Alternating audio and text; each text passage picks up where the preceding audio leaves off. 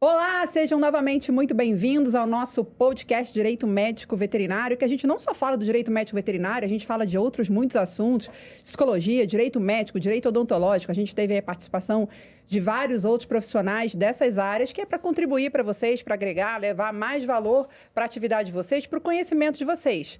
E é óbvio que hoje não seria diferente, só que hoje está um pouquinho especial. Para começar, eu não tenho um convidado, tenho uma dupla. E essa dupla é uma conhecida minha, uma dupla muito, muito especial e que vai trazer aqui, tentar desmistificar algo que, para mim, como cliente da medicina veterinária, aliás, esse é um requisito que é muito importante a gente falar, que isso vai agregar para o nosso encontro de hoje. Eu trazer a minha experiência como cliente, pouco falo sobre isso nos nossos podcasts, mas a gente vai trazer um tema que, para nós clientes, ainda é um pouco assustador. O nosso tema é anestesia veterinária é a vilã da atividade de vocês? E para engrandecer esse evento, para esclarecer, para deixar a gente um pouco mais tranquilo, para trazer também um pouco de fogo no parquinho, como o convidado aqui já mencionou, e eu diria lenha na fogueira, né? Que é o nossa grande discussão lá no Instagram. Eu trouxe dois convidados, como eu disse, e eu vou deixar que eles se apresentem. E aí, depois da apresentação, eu vou dizer para vocês a nossa proximidade, né? De que maneira a gente já se conhece, de que maneira a gente já troca ideias e trabalha juntos. Então, vamos lá. Primeiramente, doutora Paula Faria, Primeiras Mulheres. Primeiras Mulheres. E as mais novas, com todo respeito. Bom, muito obrigada pelo convite. Vou falar um pouquinho sobre mim, vou falar um pouquinho sobre como que a anestesia até entrou na minha vida desde o primeiro momento, nunca como vilã, mas hoje em dia eu entendo por que muita gente pensa desse jeito, né? A doutora Paula, interrompendo, muito feio isso, né? Mas a doutora Paula tem 8 funções, né? 8 empregos. Então, assim, isso vai acabar demorando um pouquinho nessa apresentação. Vocês podem botar no vezes 2. Assim... Começou na anestesiologia, pelo menos. Então, diga lá. Eu trabalho com anestesiologia já vai fazer 15 anos, né? Desde que eu formei, praticamente, embora eu também tivesse algumas atividades na clínica médica, mas foi a anestesia que me trouxe para a medicina veterinária muito mais paixão. Então, desde que eu saí da graduação, foi residência, depois foi mestrado. E, atualmente, desde que eu terminei o mestrado, eu trabalho no hospital veterinário, entrei como anestesista. Atualmente, menos anestesista, mais gestão, né? Mas sempre querendo focar bastante na anestesia, pelo menos por uma questão de realização pessoal. Trabalho também na PAV, mas atualmente como coordenadora da pós-graduação de medicina intensiva. E eu tento trazer todo mundo da medicina intensiva para dentro da anestesiologia e o povo da anestesiologia para medicina intensiva, porque eu acho que são áreas muito correlatas. Eu não vou ficar falando de 8 funções aqui. Eu vou falar nas funções mais voltadas para anestesia. Mas foi como anestesista que a gente se conheceu, né? E hoje em dia eu trabalho com você, não somente como uma Graças a Deus. Consultora na anestesiologia, mas a gente trabalha junto também com outras funções. E realmente, assim, eu comecei na anestesiologia como uma pessoa muito realizada, estou me realizando em várias outras áreas com muita alegria dentro do que eu gosto de fazer, mas sim, você faz parte também da minha história como uma das pessoas com quem eu trabalho. E eu acho que, assim, eu não posso nunca falar assim, tô deixando de anestesiar, estou indo para outras áreas, fazendo 8 funções, porque realmente o que me realiza enquanto profissional é o momento que eu medito, é o momento que eu tô ali para o paciente, é no momento que eu tô anestesiando. Eu lembro, Paula, uma vez que eu virei para você e falei assim, Paula, olha, nossa, com muita demanda, Paula, um dia você vai parar e vai ficar só comigo. Eu nunca vou esquecer que você falou isso, eu não me vejo parando de fazer anestesia. Não. E isso me marcou de um jeito, porque eu vi ali que você ama o que você faz. Sim. E eu acho muito legal que tanto você, eu não vou fazer o spoiler do próximo convidado, que vai falar sobre ele, da gente falar isso para a medicina veterinária, que tem tanta gente aí que está insatisfeita, não tem essa paixão que vocês têm, Sim. de você falar sobre isso, que há realização na medicina veterinária. E você falou, não importa o que venha, eu não me vejo parando de fazer isso. Eu achei muito legal. E hoje em dia, inclusive, tem momento, por exemplo, tem coisas na gestão para fazer, às vezes tem determinadas demandas na internação e na UTI, às vezes tem questões da assessoria jurídica, eu estou às vezes com a cabeça cheia, eu falo, eu tenho uma anestesia para fazer, é o meu momento. É Legal. quase um momento de autocuidado. Então, é o meu momento, é o momento que eu vou lá, eu vou conhecer o paciente, eu vou rever os exames, eu vou fazer meu checklist, eu vou ter um momento de conversar com o tutor. Quando eu consigo ter um momento de conversar com o tutor, de tirar ele daquele nervoso, deixar ele um pouquinho deixa mais... isso para depois, não dá spoiler também. É verdade, eu não posso. Mas é meu momento, sabe? Tá. Então, assim, jamais vou deixar a anestesia perder o espaço que ela tem, porque eu acho que ainda é o que me movimenta na anestesia, na medicina veterinária, com certeza. Bom, e agora, a gente não menos importante, né? A gente tem um convidado, porque nesse momento é que vocês ainda não sabem. A edição ainda não mostrou ele. Eu espero que não, hein, James? Eu espero que não. No mistério. É claro que a Paula já deu vários spoilers aí falando da instituição de ensino, mas enfim, o nosso convidado aqui fazendo par com a doutora Paula é o doutor Rodrigo Marúcio. Muito obrigada pela presença sua e da doutora Paula, né? Acho que eu nem agradeci a Paula, a gente é tão íntimo que acaba a gente perdendo essa formalidade. Obrigada por ter cedido o seu tempo. Eu fico muito feliz de ter esses dois gabaritos aqui na medicina veterinária falando sobre um tema que considero um tema difícil, como advogada e como responsável por animal de estimação, ainda me gera dúvida, ainda me gera um medo, como paciente na medicina humana também. Então, antes da gente adentrar no nosso tema, fala um pouco de você para quem não te conhece. Então, muito bem. Então, primeiro, queria agradecer, Renata, dizer que é um prazer estar aqui, né? Recebi esse convite com muito carinho, estar do lado da Paula, e as pessoas que estão ouvindo aí que possam, né, receber um pouco dessa troca, que eu tenho certeza que ela vai ser muito interessante. Né, juntar advogada com anestesista geralmente dá problema, mas aqui está entre amigos, né? Estamos em casa. Então, né, contando um pouco da minha história, até é meio difícil, né, contar um pouco, porque como a Paula falou que é a mais nova, talvez eu seja o mais velho, mas isso também, tô numa fase super boa, a melhor fase é a que você está. Exato. Né? Então, nesse momento onde eu tô chegando perto da metade, vamos dizer, né, se a expectativa é 100, eu tô com 46. Mais, né? Vai passar. Né, vamos embora. Vai passar. Então, eu me formei em 2001, né, e lá no meu estágio, que eu fui atrás de uma bolsa, né, de monitoria para tentar diminuir um pouco as mensalidades, né? E aí eu encontrei lá uma vaga para anestesia, prestei a prova, passei, aí me tornei monitor, mais pela questão ali de sobrevivência, né? Mas querendo entrar logo num hospital e de cara já entrei na área que era para eu entrar, né? E durante o estágio eu vi um óbito, né? Que nem você disse, o vilã, né? A vilã da veterinária, a anestesia, também pode ser transformador, né? Quando eu vi aquilo, eu falei, alguma coisa precisa ser feita, né? E nesse momento eu decidi mudar minha vida no sentido de estudo, de dedicação, de tentar, né, fazer com que aquilo não acontecesse mais, né? Mesmo sabendo que seria muito difícil, porque ainda existe esses pacientes que vêm a óbito de forma, talvez, algumas explicáveis, né? E algumas não explicáveis. É isso que nós podemos aqui depois debater, né? Isso. E aí, depois dessa monitoria, tive a oportunidade de fazer um estágio em Botucatu, na Unesp, onde eu conheci pessoas maravilhosas, né? Na minha época, eu não tinha ainda um professor de anestesia, era cirurgião que dava aula de anestesia, né? Não tinha monitoração, era tudo no olhômetro, era tudo na mão. Esteto esofágico. Então, foi um aprendizado muito grande, porque hoje eu vejo as pessoas olhando muito aparelho, querendo só saber de números e esquecendo de pôr a mão. Então, ter participado dessa transição foi muito bom, porque eu consegui ter a mão e chegando tecnologia eu sentia a evolução acontecendo, né? E depois desse estágio eu resolvi prestar prova de residência em Botucatu, onde eu passei, aí são 2 anos, né, dedicado à anestesia, com uma rotina muito grande. Aí, terminando a residência, eu já estava entrando no mestrado na medicina, Faculdade de Medicina de Botucatu, para também misturar um pouco a área médica, né, com a veterinária, ver o que dava para ser extraído.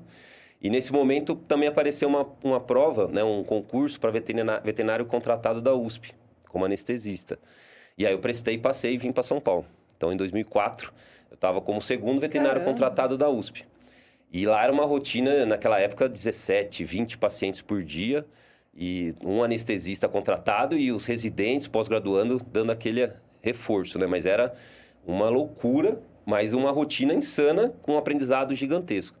Aí terminei o mestrado, prestei a prova de título, né, de especialista. Então, eu fui o segundo veterinário especialista no Brasil, né? Primeiro foi meu grande amigo Ricardo Miyazaki, lá de Brasília. E aí eu fui o segundo, em 2009 eu estava com o título de especialista.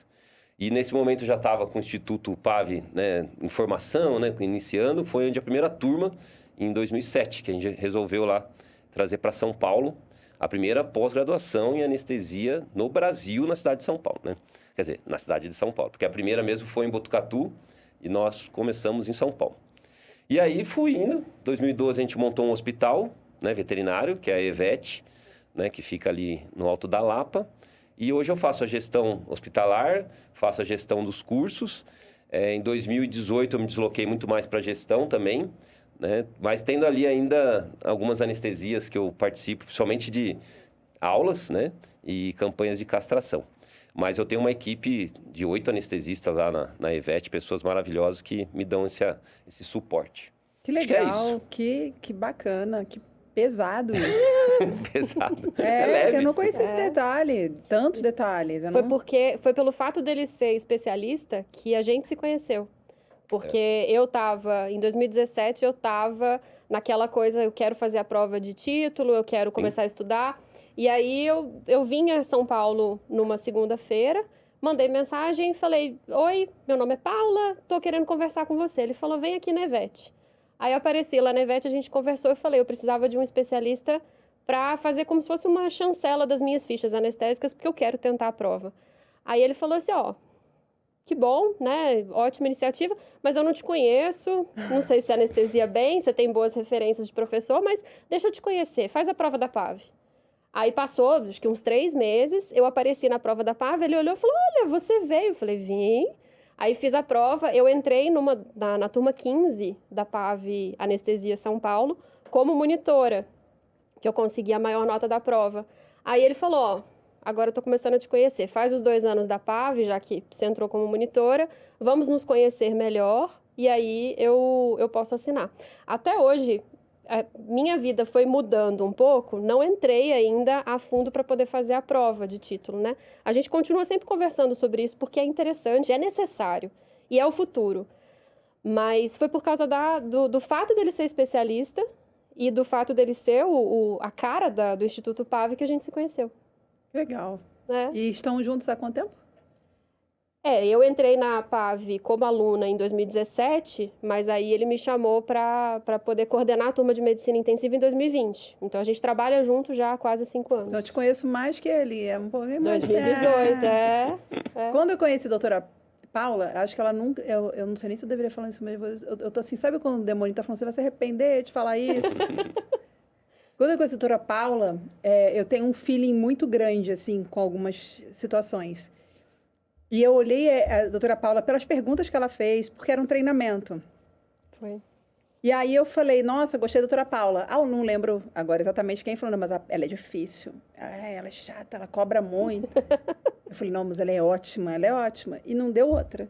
De 2018, isso só se concretizou todas as minhas percepções que eu tinha. Então, com base nisso, e eu fico muito feliz de eu estar certa, que eu sempre brinco, né? Isso não é nenhuma novidade. Eu avisei. Eu avisei. Eu sabia. Eu já sabia, isso é ótimo. Com base nisso, vamos explorar um pouquinho essa questão do medo que as pessoas têm da anestesia.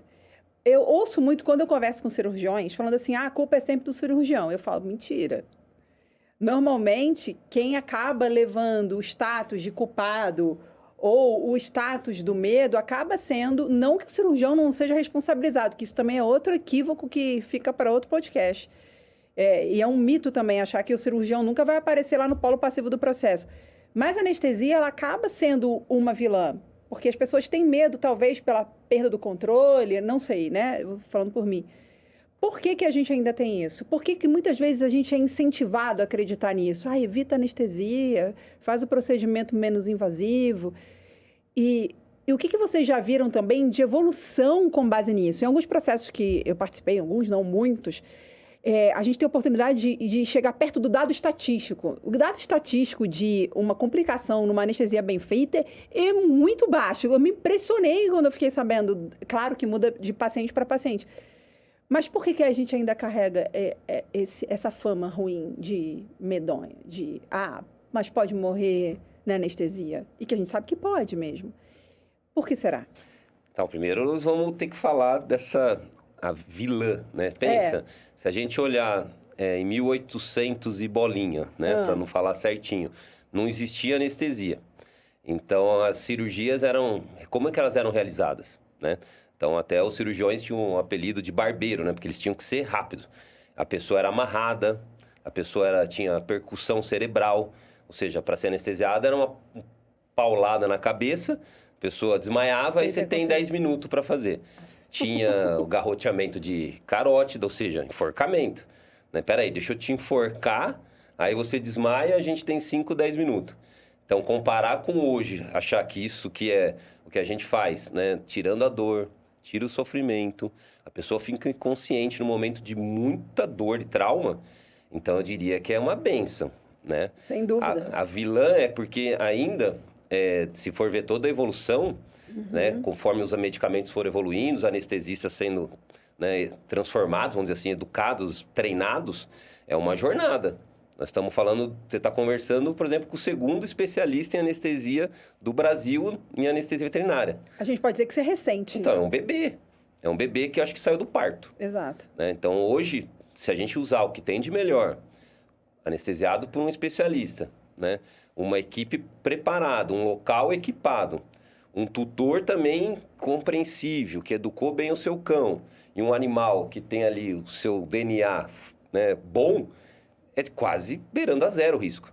Só que nós estamos falando de pioramento genético, nós estamos falando de animais estressados, nós estamos falando de tutores estressados, angustiados, nós estamos falando de equipamentos de baixa qualidade, monitores que não funcionam, anestesistas não preparados, aí centro cirúrgico não equipado, equipe também estressada, aí o risco aumenta. Né? Então, a anestesia em si hoje, ela não é vilã, ela é uma benção. Ela é o que a gente tem de mais, né? Vamos dizer assim, dentro do centro cirúrgico, sagrado, porque alivia a dor e o sofrimento. Tá, mas aí, direcionando para Paula, você acha então que a maioria dos insucessos que a gente tem, é muito ruim falar a maioria, vamos excluir a questão de estatística. Você acha que muitos insucessos que a gente tem em anestesia é porque as pessoas têm um combo de má preparação? Em todos os sentidos. Porque... Isso é complicadíssimo, né? É porque, assim, eu tenho para mim que o medo maior da anestesia está justamente no fato de que nós, enquanto seres humanos, não estamos preparados para colocar a nossa vida na mão de outra pessoa. E a anestesia é isso. Total. Ela é só isso. Mas aí, ó, só aproveitando essa deixa. Quando você veio para cá, certo? Como é que você chegou aqui? Aqui em São Paulo. De carro. Quem? Veio dirigindo? O Ari veio. O Ari veio, tá? O Ari veio dirigindo. A sua eu vida coloco minha vida na mão dele. Exatamente. Você colocou a mão na vida dele.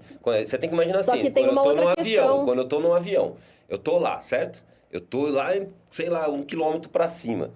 Minha vida tá na mão de quem? Mas tem uma outra questão que também envolve anestesia, que são duas variáveis. É eu colocar minha vida na mão de outra pessoa e eu não saber o que está acontecendo. Porque eu coloco a minha mão na vida do motorista ou do piloto, mas tem um controle. Se acontecer alguma coisa, se o avião estiver caindo, pelo menos eu estou vendo cair. E se eu sobreviver a isso e não perder a memória, vamos dizer assim, eu vou saber o que aconteceu. Ah, mas eu discordo. Você não tá no controle. Não, você não está no controle, mas você não sabe nem contar a história. Então, mas você precisa contar a história que morreu? Depois que morreu, você não conta a história. Isso se você sobreviver. Ah, tá, mas aí se sobreviver é outra coisa. Mas quando você tá num avião, a sua vida tá entregue na mão de outra pessoa. Mas eu não tô consciente na anestesia. E dentro do avião eu tô... Mas consciente do que você pode fazer? Pra mim, não. Aí que é legal, né? É o tal do eu quero morrer dormindo, né?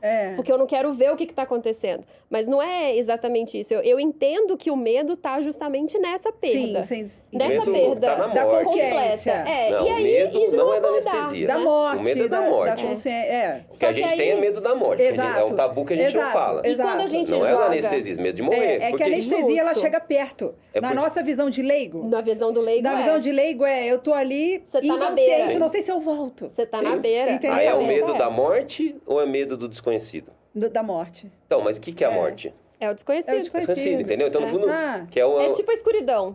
É o medo, tem medo de algo. É o medo Tá, E é uma escuridão. Mas hoje, pelo discurso dele, Sim. e pelo que você falou, que eu falei, isso é complicadíssimo, talvez várias mortes pudessem ser evitadas, Com porque a certeza. gente tem uma má prestação de serviço em alguns lugares. E seja equipamento, seja mão de obra, seja psicológico de uma equipe, como vocês estão colocando. Porque Então, eu às vezes, falo- nosso medo, então, começa a ser um pouquinho validado.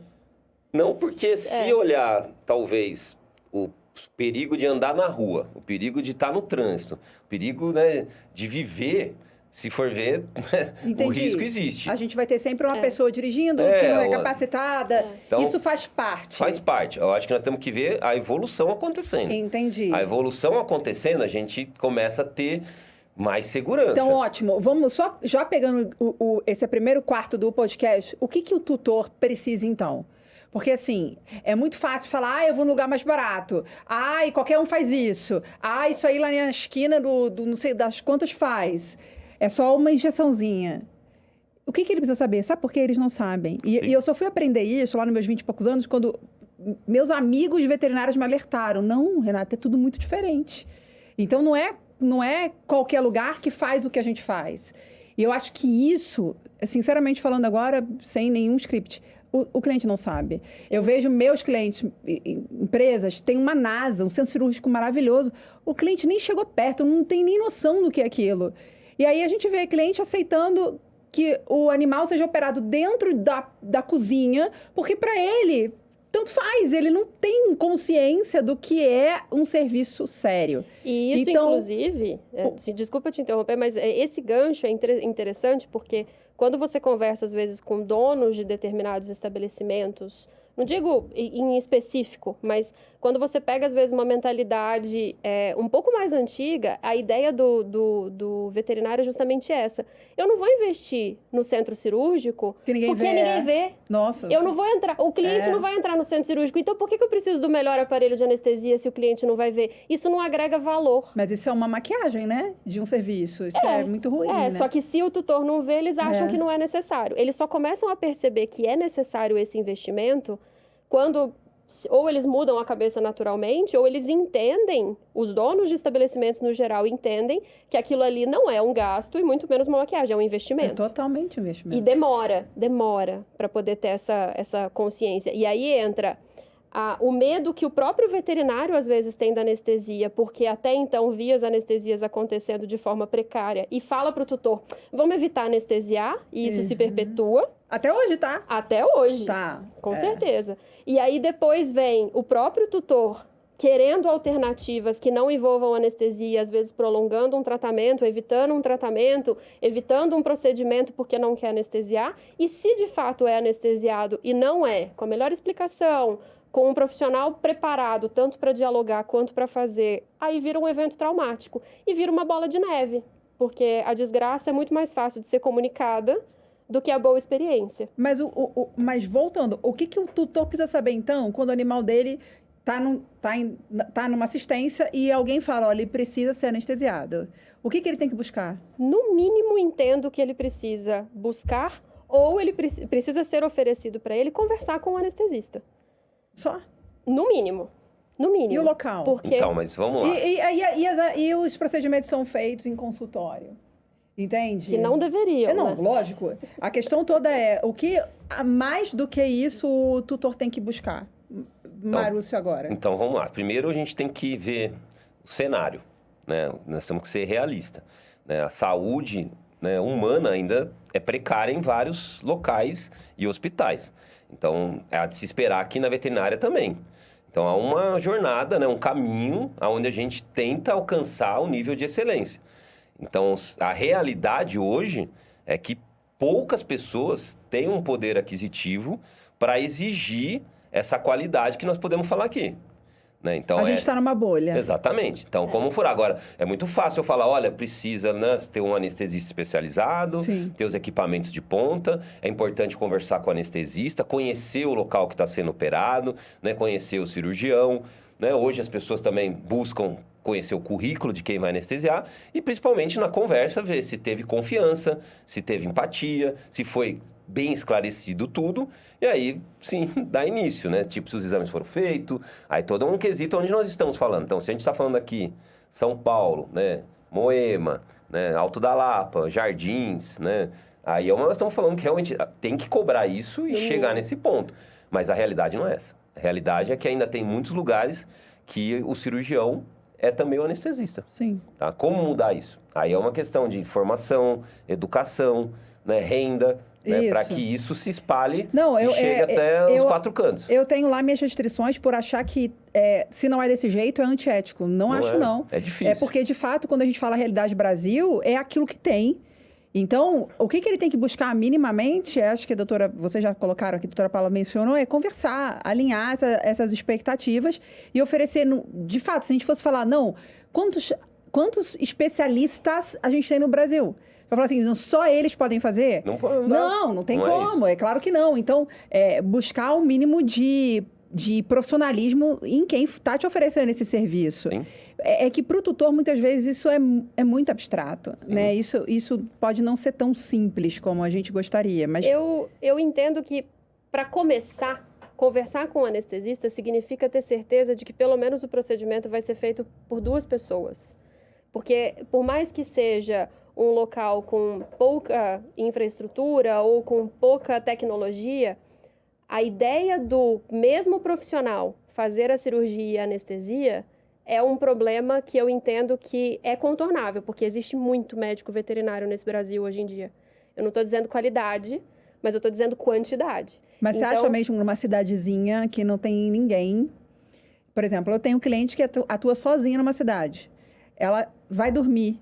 Na cidade dela, não tem ninguém que atue, senão ela. Então, o veterinário tem que falar isso para ela.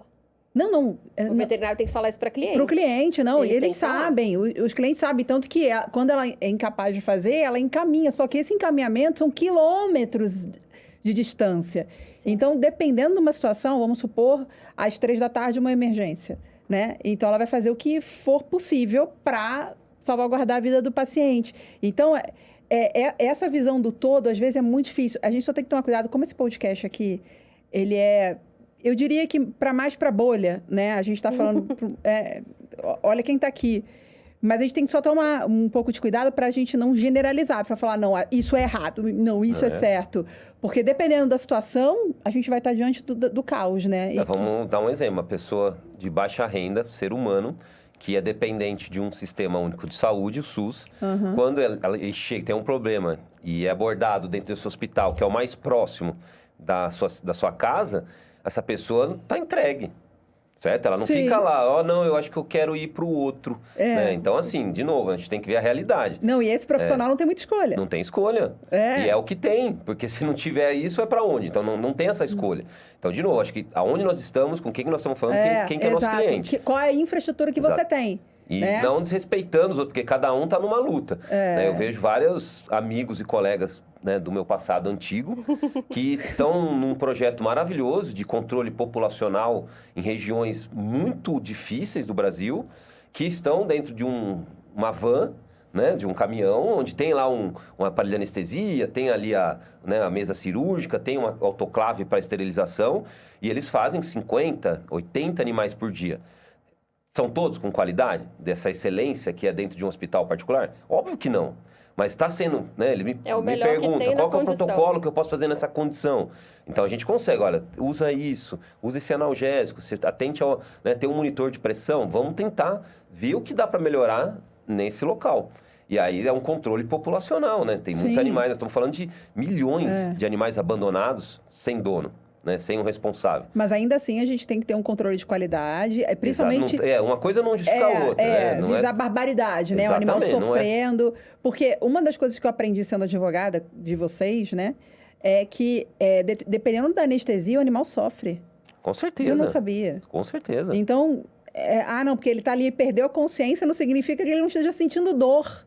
E a doutora Paula já me explicou que vocês conseguem perceber quando ele está sentindo dor durante essa monitoração do paciente. Sim. E muitas vezes isso pode não acontecer em determinados locais porque o protocolo não observa isso. E aí eu acho que é difícil de defender, né? E quer fogo no parquinho? Quer. Né? O ser humano pode ir lá ter um procedimento cirúrgico, onde foi muito mal conduzida a anestesia, e essa pessoa vai ter marcas. Por mais que o anestesista possa usar medicamentos que causem amnésia, né? Que faça você esquecer do que aconteceu, você vai ter um trauma. Né? Você vai falar, nossa, o que aconteceu? Que dor, né? Que sensação horrível, a sonda endotraqueal. Então, e você consegue se posicionar depois e falar, nossa, eu nunca mais volto aqui, ou eu quero lutar, né, com meus direitos contra esse lugar. O cão, ou o gato, ou qualquer animal, né? Não faz isso, ele não tem... Então, por isso, olha como a gente só consegue evoluir a nossa classe se a gente fizer analogia. Né? Analogia é se colocar no lugar. Como é que você gostaria de ser anestesiado? Uma pessoa que está operando e anestesiando ao mesmo tempo e que quando você sente dor, você movimenta e essa pessoa vai lá, sabiamente, né, fazer um resgate analgésico. Ou ter uma pessoa lá monitorando todos os seus sinais vitais, ajustando o seu plano anestésico para que jamais tenha esse estímulo. Então, quando você faz essa pergunta para qualquer um, todo mundo fala, eu gostaria da sua opção 2. Então, vamos melhorar a nossa classe. Então, é assim, é conscientização. Não é o mandando por obrigação. Por mais que venha lá de cima, nunca funciona. É nós espalharmos a conscientização de que se coloque no lugar do animal. Né? Não são membros da família agora? Isso. Você me deu o gancho que eu queria. Porque eu quero voltar agora para o membro da família. Porque não é só o membro da família que tem um poder aquisitivo alto. É membro da família em qualquer poder aquisitivo. Tanto que a gente tem processos em que o animal foi castrado numa campanha. A gente vê processos em que o veterinário não cobrou nada, R$0. Então, não tem a ver só com a questão financeira. Tem a ver com esse vínculo que esse tutor tem pelo animal. E aí, eles demandam quem? Vocês. Então, não é incomum encontrar lá como réus vocês, médicos veterinários, que fazem anestesia. E aí, agora vamos falar. Vocês lidam, aqui vocês não são só responsáveis por instituição, não são só veterinários que são volantes. Vocês lidam diretamente com gestão de empresas e com o cliente diretamente. O Rabelo falou outro dia aqui, nossa, a veterinária mudou muito de 10 anos para cá. O que você vê? Ele falou, é outra medicina veterinária. O que vocês veem hoje de exigência com relação a esse perfil desse cliente? Será que dá para a gente ignorar que a gente precisa profissionalizar também a área da anestesia hoje? Paula? O que eu vi de 10 anos para cá, hoje em dia, é uma quantidade muito maior de clientes, por exemplo, chegando para castrar dentro de um hospital, sabendo que é mais caro e tudo mais, e falar, resolvi vir castrar aqui porque vocês têm UTI, se acontecer alguma coisa vai direto, ao invés de castrar numa clínica que não é 24 horas. Isso não era comum 10 anos atrás. Então, foi a primeira coisa que me chamou a atenção, inclusive para poder entender, para poder perceber que o tutor está se informando em relação a isso. Já está assim, não é só, pelo menos na nossa realidade, na nossa bolha, não é só estou atrás de um anestesista. Eu estou atrás da estrutura porque eu sei que pode dar problema e se der problema eu quero o melhor tratamento. Ele quer a maior segurança possível. Ele quer a maior segurança possível. Inclusive, na medicina humana, hoje em dia, grandes anestesistas que eu admiro são também profissionais que trabalham com segurança do paciente. Parece que é uma das áreas que os médicos mais vão atrás. Então, a gente entra muito na questão da segurança do paciente e é uma das coisas que me fascina dentro de um hospital, é entender que muito mais, ou tanto quanto a experiência, é a segurança. Então, eu vejo isso nos últimos 10 anos, essa preocupação com a segurança, não somente com o procedimento, com a qualidade do procedimento, com o resultado. O tutor também. O tutor, ele está atrás disso. Não, mas o nosso foco agora é o cliente. Como é que esse cliente está diferente em 10 anos para você? Para mim, é justamente isso, estar atrás dessa segurança que antes ele não via. Tá. E atrás da informação que antes também ele não tinha. Hoje ele já exige, porque assim, existe um mito nosso, cliente. A inalatória é mais segura. Eu tenho 10 anos dessa crença. Aí agora é fogo no parquinho mesmo. Agora é fogo no parquinho. E aí?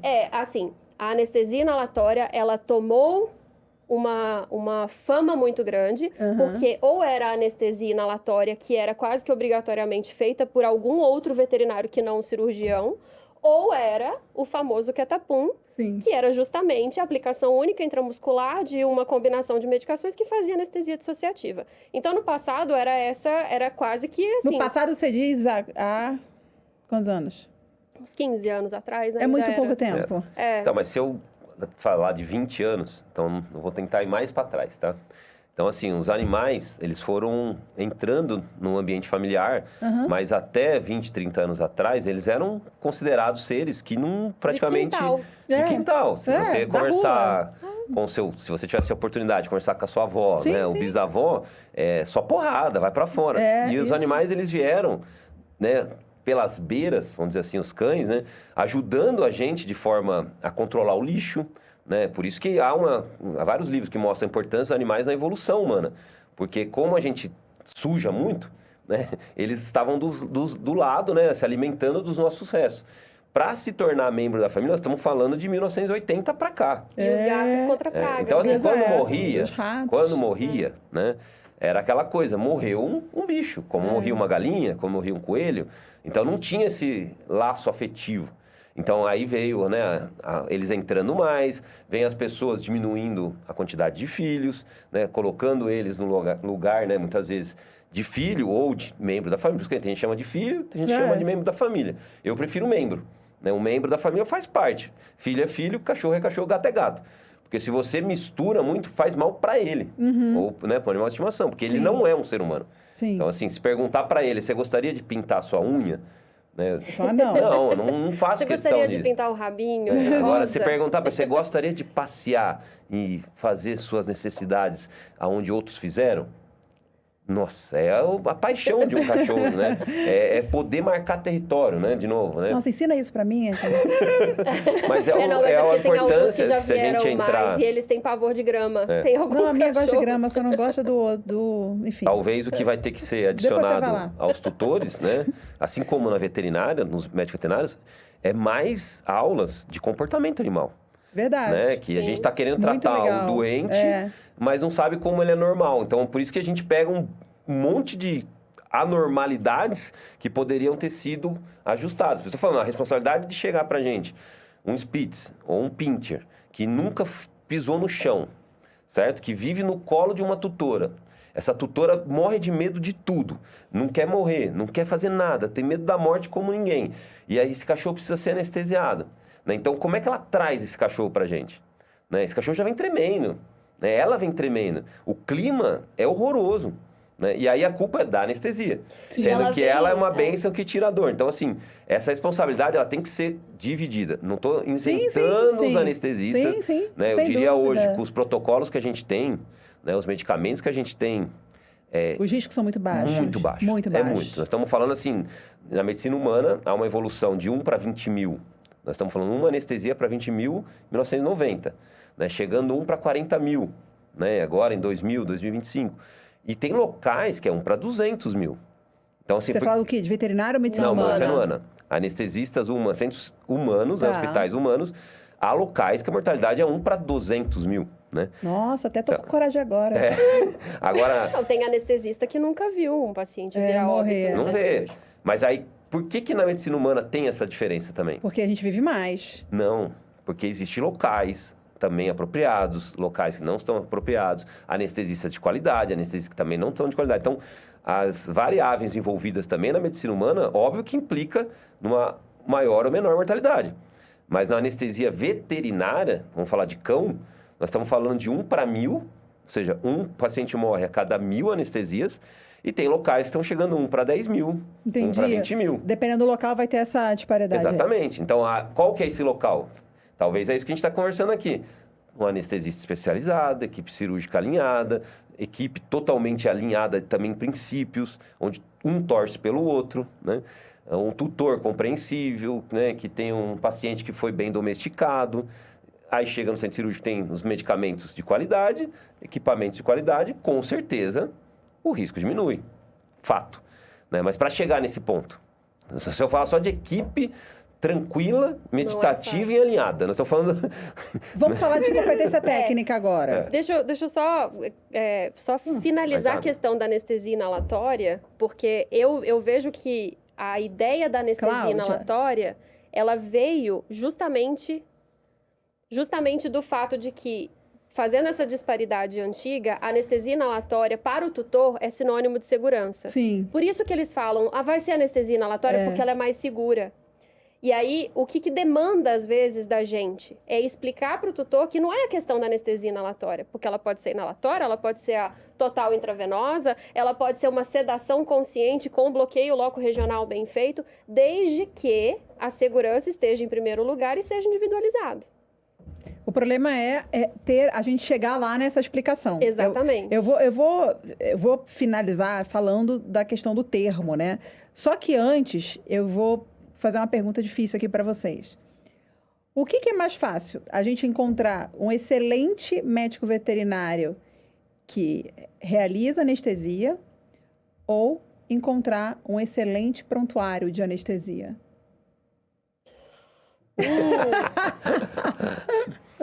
Aquela tem uma piada, né? Você quer uma piada? O que é mais fácil? Eu quero. Quer uma piada? Quero. Quer esconder $100 de um cirurgião? Coloca no livro de acesso. Quer esconder $100 do anestesista? Coloca nas fichas anestésicas. Essa é uma conduta de novo, né? Do profissional de não dar valor para a documentação, até ter o problema. Até o problema. Mas antes que Paula continua não aprendendo. Antes que Paula responda, desde que eu comecei a fazer esse trabalho para medicina veterinária, a área da anestesia foi a primeira a comprar a minha briga. Então, isso eu tenho um amor muito grande pela área de vocês, porque era muito mais fácil eu encontrar, dentre todo acervo de prontuário, fichas anestésicas bem feitas. O que eu concluí no meu dado estatístico, isso não tem nenhuma exatidão, é que é 880. Ou a anestesia, ele tá com uma ficha muito boa, ou ela tá muito ruim. Não tem um meio termo. Quando a gente vê a ficha clínica, faltou uma informaçãozinha. Normalmente, as fichas anestésicas, elas são bem feitas. Então, quando a gente não vê uma bem feita, ela tá muito ruim. Entendeu? Não é muito comum, na minha bolha, a gente encontrar fichas anestésicas ruins. Mas a gente sabe que, de novo, é uma bolha. Então, ainda é uma dificuldade a gente conscientizar o veterinário da importância, como você falou, até dar o problema. Sim, mas eu acho que hoje, olhando vocês estão vendo evolução. Exatamente, olhando o meu nicho, dos nossos alunos, o nível que está saindo aí das especializações, esse problema de ficha eu não vejo mais como um barulho muito grande. As pessoas estão fazendo... É óbvio que tem que ter a cobrança, numa pós a gente coloca uma aula de direito, né? A gente cobra isso nas aulas, mostra a importância, já aprendeu com o passado, olha, se isso daqui, se tiver algum problema e essa ficha não tiver preenchida de forma adequada e não ter sido, né, enviada no dia, no horário certinho, você corre um risco. Sim. Então, essa cobrança a gente tá fazendo, pelo menos eu posso garantir dos nossos alunos, né? E assim, é um documento muito mais simples de fazer. Eu preciso defender as outras áreas nesse sentido. A ficha anestésica é um documento mais simples de ser feito do que, por exemplo, o relatório cirúrgico. Porque a ficha anestésica ela pode ser feita em tempo real. Eu não preciso, entre aspas, gastar muito tempo depois. Porque ela vai sendo feita em tempo real. E, por exemplo, já existe ficha anestésica que a gente consegue fazer de forma digital, ao invés de fazer somente no papel. E mesmo no papel, né? Já tem aquela brincadeira de que é a bolinha, é a cruzinha, é o quadradinho, porque é o que você está marcando de parâmetro. O resto que você coloca são as medicações. Então, é simples. É muito mais simples. Os monitores estão fazendo isso também. Exato. Os próprios monitores já fazem, já salvam aquele trecho. Ou então, se eu coloco, opa, isso daqui é importante, eu coloco, dependendo do monitor, já faz. Então, facilita pra gente, por isso que pra gente, enquanto anestesista, é mais fácil aderir. O que eu vejo ainda de problema, aí aqui levando para o nosso podcast, né? É que a gente tem uma realidade e isso leva para dois problemas, né? A realidade do anestesista, vou usar anestesista, mas está errado, tá, pessoal? É só para facilitar aqui. Anestesista tem que ser com o título, né? Para falar que eu sou anestesista. Então, isso tem debate. Hoje passei quase 4 horas numa audiência no conselho em que isso também foi pauta. Então, é importante que a gente use a nomenclatura correta, mas aqui só para abreviar a conversa. A gente tem, eu vejo que das dificuldades é que esse profissional, ele é volante. Esse é em quase todas as aulas do PAV, a gente vai discutir isso. Ele é volante. Então, como volante, a agenda é corrida. Então, pode ser que ele não preencha a ficha adequadamente ou que ele deixe essa ficha com ele. essa ficha não fica no estabelecimento veterinário. E aí, quando o problema vem, que pode demorar lá seus 5 anos para chegar, cadê a ficha? Tá com um veterinário que está na Austrália. Aí a gente fica com esse complicador. E o outro ponto muito importante que a gente vai precisar discutir aqui é o fato de, como ele é um volante, ele não tem contato com o tutor. Então, ele chega lá nos seus 10 minutos antes do procedimento e ele não teve esse vínculo estabelecido. E isso é um facilitador para o processo, porque ele não teve a chance de tirar dúvida, de explicar, de se mostrar, porque é uma necessidade hoje a gente falar sobre isso, né? O profissional se apresentar. E muitas vezes a demanda que o cliente tem e que chega para nós eu nem sabia que era ele. E aí, como é que a gente resolve isso na realidade que a gente tem da medicina veterinária? Aí vocês fiquem à vontade. Não, mas é assim... Começando pela ficha. Eu fui volante por 4 anos em São Paulo. E assim, é a maneira que você se posiciona conversando com aquele que te contrata. Uhum. Então é muito simples. Olha, eu vou ver anestesia aqui. Ó, eu anestesio, mas eu faço questão de conversar com o tutor. Então, você vai pedir que horas que a anestesia está marcada? 2 da tarde. Tá, então, 1h30 eu chego para conversar com o tutor 1 hora. Então, os anestesistas acabam também não querendo conversar, porque é um tempo a mais, né? E aí, falar, o dono da clínica não quer que eu converse. Eu também não faço questão. Exato. Então, vamos embora. Então, acho que aí são os dois. Agora, pensa, o cara, dono de um hospital, de uma clínica, contrata um serviço terceirizado e não quer que esse terceirizado se apresente, né? Tem vergonha, né? Então, não faz sentido. Não, sabe... Desculpa, só te interromper e Paula vai saber disso com certeza. A queixa que eu recebo de muitos profissionais, seja da cirurgia ou da anestesia, é que o gestor não quer passar o contato do cliente por medo de passar esse contato e, de alguma maneira, perder esse cliente. Isso é insano. Não, mas pro anestesista vai perder? O que o cara vai anestesiar na casa da pessoa? Não faz sentido, não, né? porque, teoricamente, antes de ser anestesista, ele é veterinário. Entendeu? Então, eu desculpa, Sim. mas você está perdendo ali uma chance valiosa de talvez, e aí que eu falo isso nos encontros que a gente tem do PAV, de fazer uma avaliação, uma conversa com esse cliente antes. Lógico. Não meia hora. Por que a gente não pega no Zoom e conversa com esse tutor? Com certeza. Olha o que isso vai agregar de valor para o estabelecimento e minimizar o risco desse veterinário. E fora assim, hoje em dia, com o mundo digital, o Zoom seria, ou qualquer forma digital, ou material escrito. Exato. Tá? O anestesista volante, ele pode ter um material dele, colocando para o tutor assim, envia para o tutor, que seja pelo hospital, mas envia para o tutor esse meu material. Eu estou me apresentando, eu vou colocar o número do meu CRMV, eu vou falar quem eu sou, e colocar um material escrito, falando um pouquinho sobre como que o animal deve estar naquele dia, até básico, ajudando né? É o básico, jejum básico. E depois um material pós. Eu conheço anestesistas volantes que eles entregam, às vezes, um cartãozinho, falando, oi, o seu animal foi anestesiado por mim, médico veterinário fulano, CRMV tal e tudo. Ele passou bem da anestesia, agora vai ser repouso, um local mais silencioso. Material também. E entrega.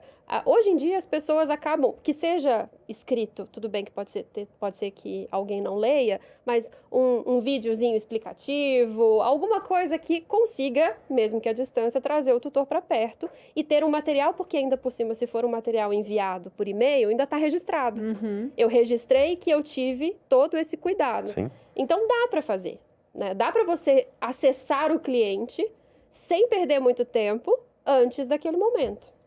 Um pouco da decepção é que grande maioria dos veterinários foram fazer veterinária por não gostar de ser humano.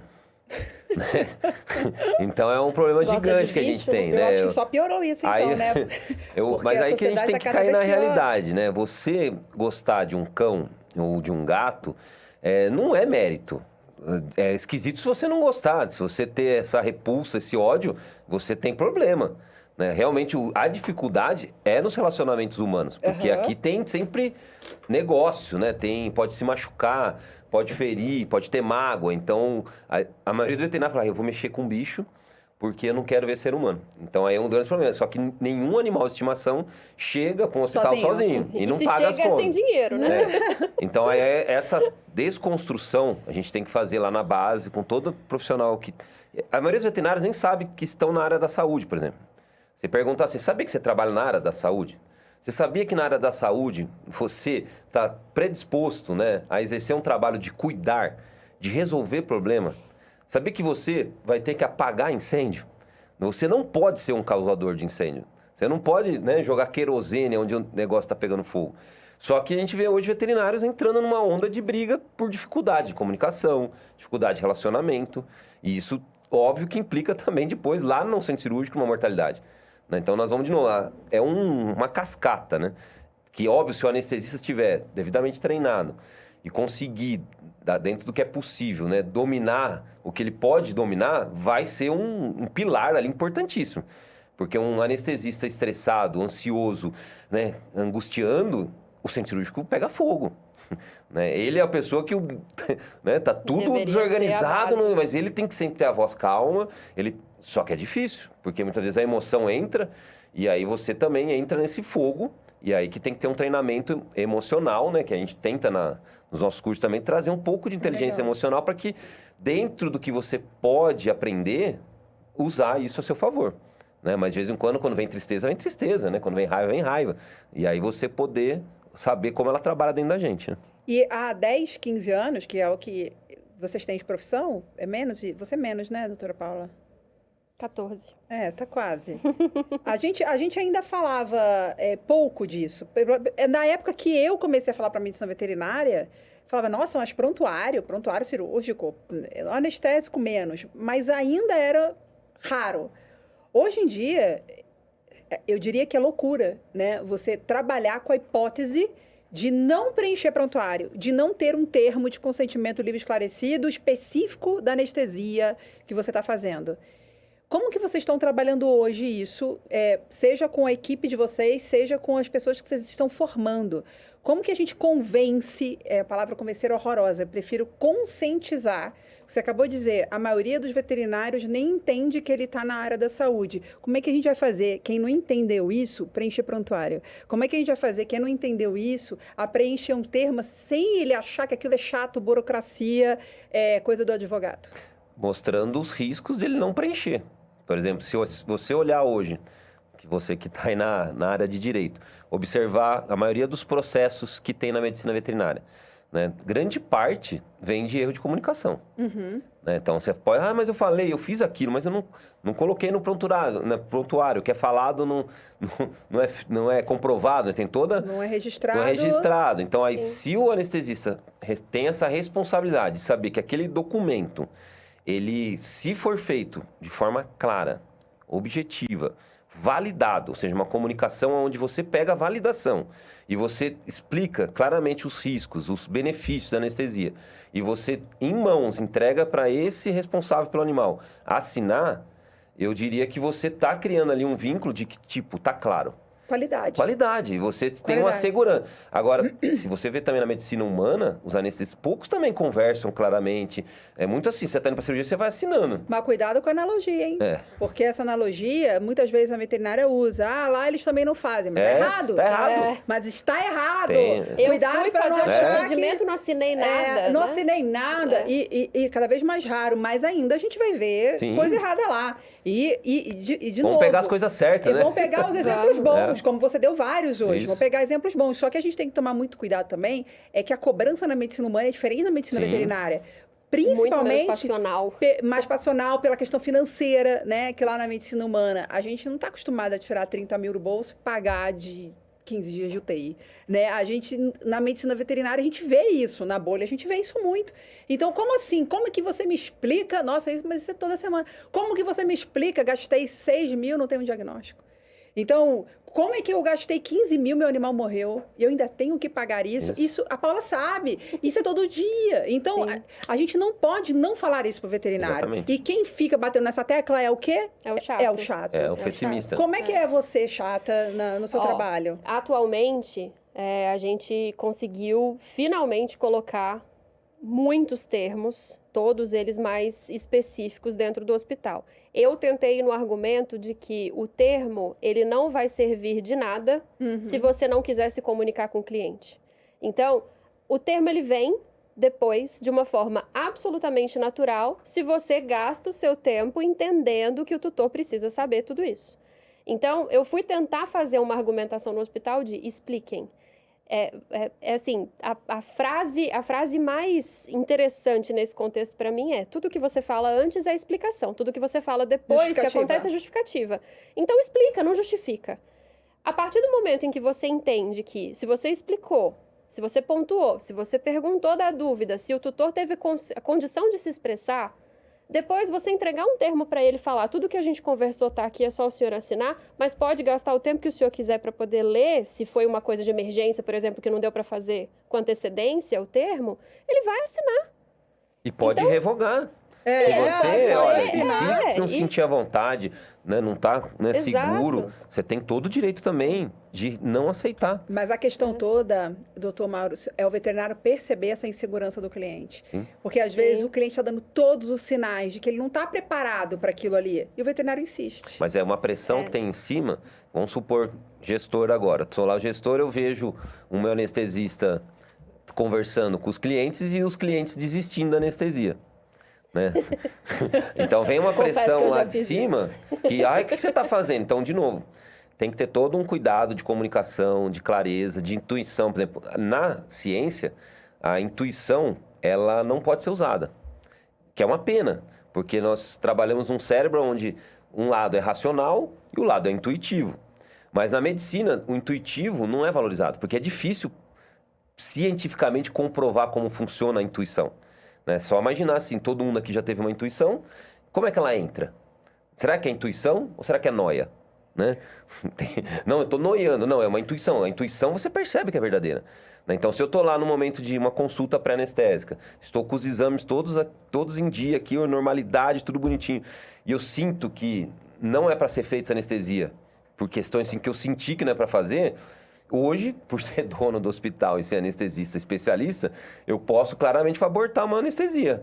Mas se você for ver o jovem chegando no mercado, imagina lá, o cara, ele teve uma intuição. O que aconteceu? Ele abortou ele por causa da intuição. Não, mas isso fala pro Rabelo que, olha, os caras estão bloqueando o paciente por causa da intuição. Não tem como. Mas isso é meme, né? Na área de médica e na área da medicina veterinária.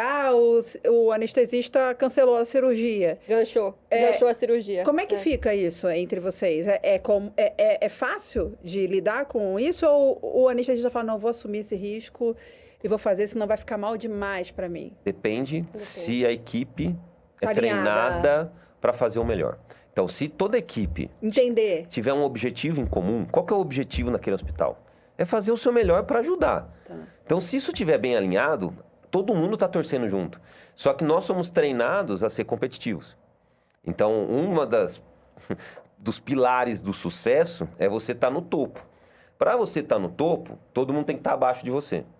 Na espiritualidade, isso daí é ridículo. Você só vai ser feliz se todo mundo estiver abaixo de você. Então, isso é doentio. Só que nós estamos numa caminhada onde a grande maioria das pessoas segue essa linha. Tipo, eu tenho que ser o melhor. Para ser o melhor, eu tenho que ser o primeiro. E para eu ser o primeiro, todo mundo tem que estar abaixo. Então, dentro de um hospital, se ocorre essa competição, ele é horrível de se trabalhar. Eu não consigo entender não, doutor Marúcio, porque assim, se ele vai entrar e vai fazer um procedimento que está elevando o risco dele, para mim ele está elevando o risco de ser ruim, né? Então, eu entendo que para ele, talvez volume seja importante, mas ele está preterindo qualidade, né? Exatamente. E, doutora Paula, para a gente chegar aqui no final, quais são as recomendações que você dá para quem está começando nessa área ou quem já está na área, mas ainda não se atentou para tudo isso que a gente falou aqui, seja de qualidade, seja de percepção da área da saúde, seja de prevenção jurídica? Qual eu sei que é muita coisa, mas... se é recém-formado ou se já tem um tempo, se é uma pessoa que não tem nenhuma experiência com anestesiologia, antes de mais nada, a pessoa tem que tomar um tempo dela, que seja 1 ano da vida dela, e acompanhar uma pessoa de experiência. E não, eu não digo uma pessoa de experiência, um anestesista, volante, mas uma pessoa que tenha uma experiência já com anestesiologia, seja fixo, seja com pequenos procedimentos, seja com procedimentos mais corriqueiros, não precisa ser uma pessoa super treinada, porque é um básico.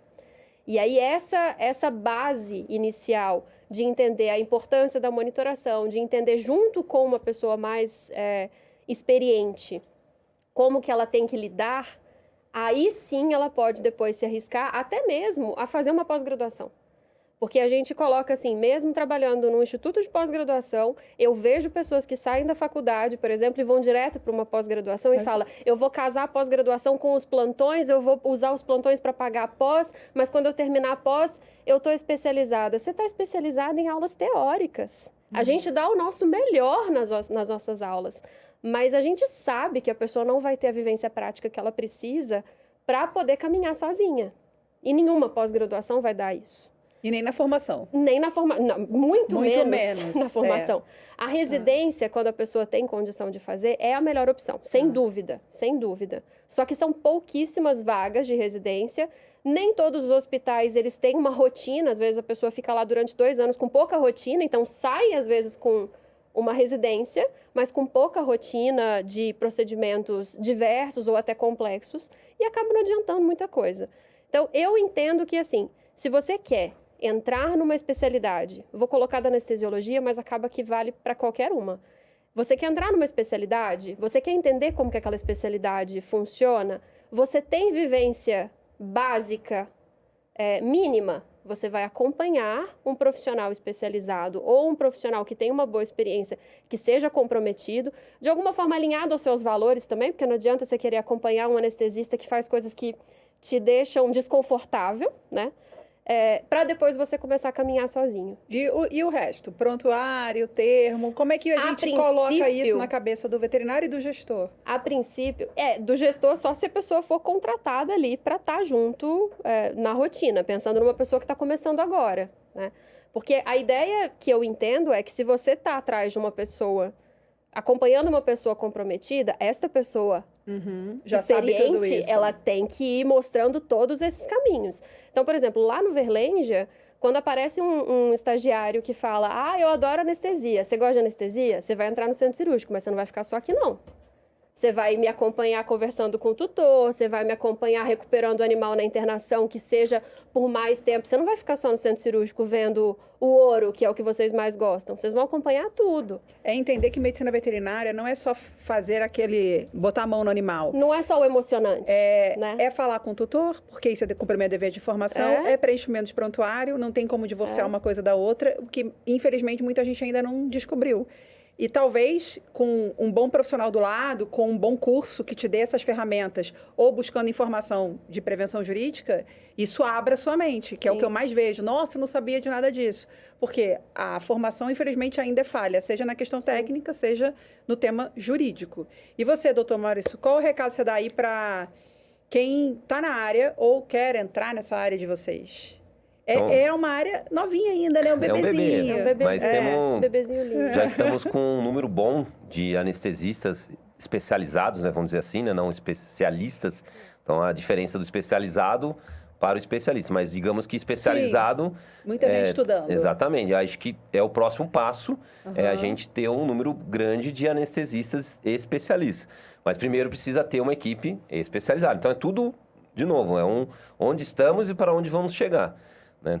A anestesia, ela é apaixonante, porque se você faz lá um juramento, né, na medicina veterinária, quando você termina de aliviar a dor e o sofrimento, né, que é coisa mais mágica, aonde chegou ao ponto de um paciente ser submetido a uma cirurgia complexa e não sentir dor, né, e sair hoje acordado, sem dor, aquecido. Nem parece que fizeram nada, Exatamente. Né? Mas para que tudo isso aconteça, a gente trabalha com ferramentas para diminuir possibilidades de erro.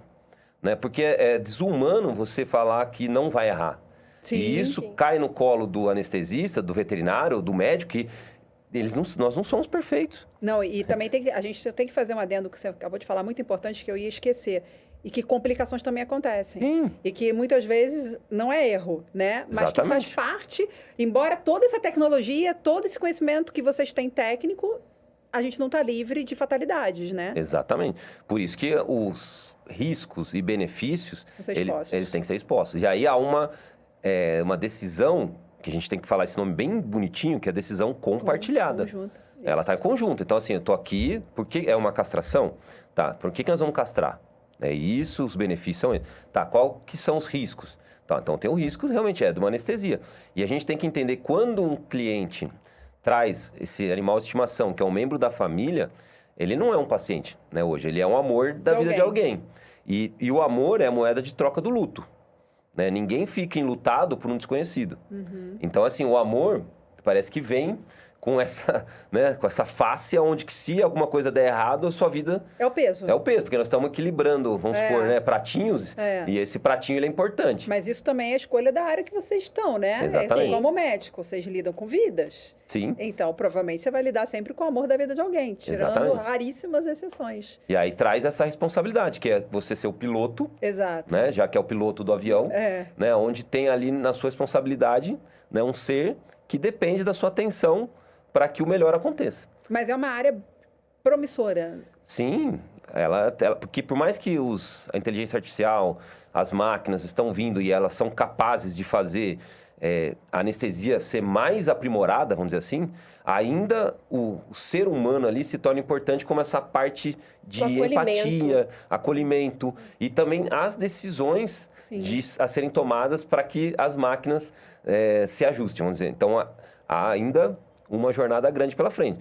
Mas a ciência não para, nós estamos falando de propósito aqui, de missão, mas quem sabe um dia não tem um medicamento que é 100% eficaz, que tira a dor, né? Porque quando a gente fala de anestesia geral, ela está intrínseca à depressão do sistema nervoso central. Sim.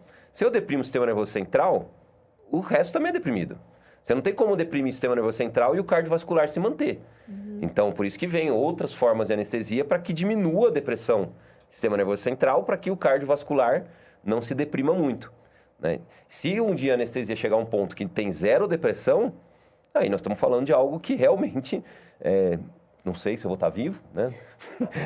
Mas a ciência não para, né? Os medicamentos não param. Cada vez mais, né? Vamos para frente. Vamos ver, quando a Paula falou ali, eu acho que o nosso trabalho é ser ali, na hora que você tem um paciente na sua frente, você vai ter que ser realista, com tons de otimista e tons pessimistas. Né? O realista é o que nós temos na nossa frente.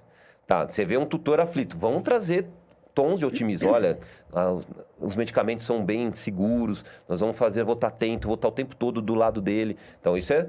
Né? Sem aquela garantia de que vai dar tudo certo, vamos, né? Se Deus quiser, isso tem que sair. Né? Imagina você pega lá, se Deus quer, então é só se Deus quiser. Né? Então, não. E ao mesmo tempo, os tons de pessimismo. Olha, mas tem que deixar bem claro, né, que vai entrar no centro cirúrgico, existem esses riscos, né, mas nós vamos estar ali o tempo todo do lado. Então, eu tento ser realista, que existe um risco, com tom de otimistas vamos estar junto, e pessimista no sentido também, olha, quem vai viajar de avião tem que ter o paraquedas também, não pode? Tem aquele aviso em todo e qualquer voo. Mas o nosso avião comercial não tem paraquedas, né? Deveria ter, né? Não, eles dão um insuflador ali, né? Se precisar cair no mar, a gente usa o banco. Em todo e qualquer voo você tem esse aviso. Eu não gosto de viajar de avião. Então, essa situação de perda desse tipo de controle me dá, assim... Eu entendo quem tem medo da anestesia por isso. Eu coloco só uma coisa, assim. Uma das melhores experiências que eu tive como anestesista não foi numa anestesia. Foi conversando com uma tutora. Era uma orquiectomia, né, uma castração de macho. A tutora chegou nervosa. Ela chegou, assim, falando, você via que ela não queria ficar em silêncio, e ela perguntando quem eu era, e aí eu chamei ela para dentro do consultório, e eu lembro que eu fui conversando com ela no sentido assim, você quer castrar seu cachorro? Você entende por que você está castrando? Faz sentido para você? Tem alguma dúvida em relação aos benefícios e os malefícios da castração? Não, não tem. Ponto 1. Então, vamos para o próximo passo. Hoje é um bom dia para você? Você vai, por exemplo, você vai conseguir cuidar dele no fim de semana, que era uma sexta? Você vai conseguir cuidar dele no fim de semana? Você vai conseguir estar perto dele? Vou. Então, segundo ponto. O que você tem medo na anestesia? Ah, mas eu tenho medo dele ter uma alergia. Então, vamos lá. Se o seu medo é a alergia, verbalizou para mim, ótimo. A alergia, ela pode acontecer até numa aplicação de dipirona. Uma vacina? Numa vacina, né? O que nós temos aqui? Nós temos aqui preparado para ele todas as medicações disponíveis na medicina veterinária para tentar reverter uma reação alérgica. Está aqui. Se isso daqui que eu tenho não reverter a reação alérgica, é porque realmente ele não iria responder a nenhuma medicação. Então, se o seu medo é alergia, eu consigo te falar, temos disponível o que está na medicina veterinária para isso, que não é muita coisa, mas temos. Ah, então tá bom. Além disso, estarei ali e tudo mais. E aí, no fim das contas, depois que eu falei, vou estar monitorando, a cirurgia vai demorar mais ou menos tanto tempo, eu não vou dar notícia para você até tal hora, eu só vou dar notícia a partir de tal hora, porque antes disso não vai ter acabado o procedimento. Então, vai tomar um café, vai comer alguma coisa, vai tentar desaparecer. Ah, tá bom. Aí, no final de tudo, quando terminou o procedimento, ela chegou para mim e falou assim, você conseguiu me fazer sair daqui, deixando meu cachorro, me sentindo melhor do que quando eu cheguei. E eu ainda sei que ele pode morrer, eu ainda sei que ele pode ter alergia, eu ainda sei que pode ter deiscência de ponto, eu ainda sei que pode sangrar, eu ainda sei que ele precisa de cuidado, mas eu saí daqui melhor. Eu falei, eu não tô aqui somente para anestesiar, eu tô aqui também para poder pulverizar uma palavra para as pessoas, de tirar o vilão da anestesia, para poder tirar um pouco desse mito, para poder fazer o trabalho do anestesista ser um trabalho de valor, ainda que a pessoa saiba que pode morrer. Sim. Então, foi uma das melhores experiências que eu tive. Inclusive, fiz amizade com ela até hoje. Isso é muito legal. Ela, assim, é uma cliente que hoje em dia a gente se segue no Instagram. Ela levou o outro cachorro dela para poder anestesiar lá com a gente. Teve uma vez que ela queria vacinar o cachorro, ela queria que eu vacinasse. Eu falei, gente, eu não sei nem o que você faz de vacina hoje em dia. É V10, é V8, porque tem muito tempo. Sim. E eu tô específica. Eu ainda fui atrás do pessoal da clínica. Falei, gente, o que eu renovo aqui de vacina? Mas eu vou atender ela. Vou atender porque foi uma coisa legal, no final das contas, né? tudo que vocês falaram é o que ainda faz muita diferença e faz falta na medicina veterinária, que é essa habilidade de se comunicar. Eu acho que a gente tinha que ter mais o desenvolvimento sobre isso. E quando a gente fala de anestesia, isso é primordial, porque isso ali está na base do procedimento e que o tutor tem que ter acesso a tudo isso. Então, quando tem, você vê que o resultado é sempre mesmo Sim. que talvez tivesse uma complicação. É claro que a gente não consegue dizer que todo cliente vai reagir bem, a gente não tem como garantir isso e nem como garantir sucesso em todo o procedimento. Mas faz muita falta uma boa comunicação na medicina veterinária. Sim. Quero agradecer. Pode falar, doutor. Né, quando você escolhe uma profissão, né, que você vai trabalhar, você tem que estar atento que vai ter ônus e bônus. Uhum. Né? Você vai falar quais são os ônus, né, de ser advogada, quais são os bônus. Então, você vai olhar e dizer, nossa, os prós e contras, você fala, nossa, isso aqui me movimenta, mas ao mesmo tempo vai ter lá os problemas que você fala, nossa, isso aqui me puxa para baixo.